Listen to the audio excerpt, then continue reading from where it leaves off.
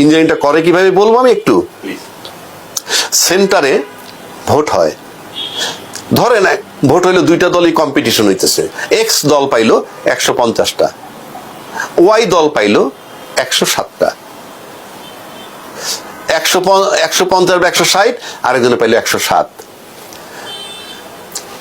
ওই যে presiding officer যে থাকে সে সই করে দিল, এজেন্টরাও সই করলো, তাদেরকে একটা কপিও দিয়ে গেল, তারাও জানতেছে এইটা যখন সে ডিসি অফিসে পাঠাবে, ওখান থেকে তো ঘোষণা হবে, সেখানে ওই 107-এর যে 1-2 বানায় দেয়, তাহলে 207 আর 150 হইলো।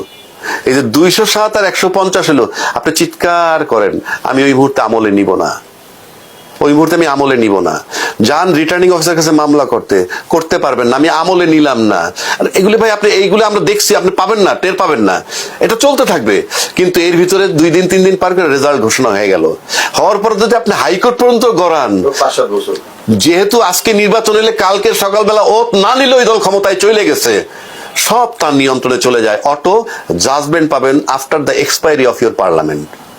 সো এই ইঞ্জিনিয়ারিংটার দিকে মারাত্মক ভাবে সবার খেয়াল রাখতে হবে। চেক এন্ড ব্যালেন্স কিভাবে আনাবে, ওই ইঞ্জিনিয়ারিং আপনার খেয়াল রাখতে হবে, সেটা হলো আপনি প্রশাসনের দিকে চোখ রাখতে হবে। এই প্রশাসনিক ইঞ্জিনিয়ারিং ওরা যেদিকে যাবে সেদিকে, এটা খেয়াল রাখতে হবে এখন।